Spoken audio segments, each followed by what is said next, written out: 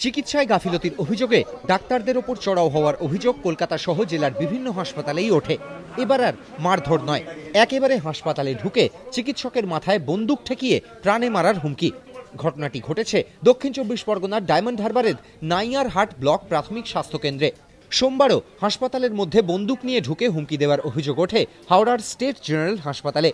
অভিযোগ, বাড়ি ভাড়া চাওয়ায় প্রথমে বাড়ির মালিককে ভাড়াটিয়া এমন মারধর করেন যে তাকে হাসপাতালে ভর্তি করতে হয়। পুলিশে অভিযোগ জানান বাড়িওয়ালা। অভিযোগ, তারপর মাথায় হেলমেট পরে হাসপাতালে ঢুকে মাথায় বন্দুক ঠেকিয়ে বাড়িওয়ালাকে অভিযোগ তুলে নেওয়ার হুমকি দেয় ভাড়াটিয়া। প্রায় একই ঘটনার পুনরাবৃত্তি সোমবার রাতে দক্ষিণ ২৪ পরগনার নাইয়ারহাট ব্লক প্রাথমিক স্বাস্থ্য কেন্দ্রে।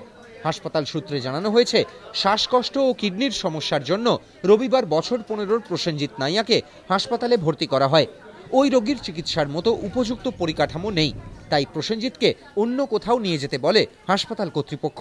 অভিযোগ, জগন্নাথ নাইয়া মত্ত অবস্থায় সোমবার রাতে হাসপাতালে ঢুকে চিকিৎসক অভিজিৎ বন্দ্যোপাধ্যায়কে বন্দুক দেখিয়ে ভয় দেখান। অভিযোগ, হুমকি দিয়ে বলেন হাসপাতালে রেখে ভালোভাবে তার ছেলেকে চিকিৎসা করাতে হবে।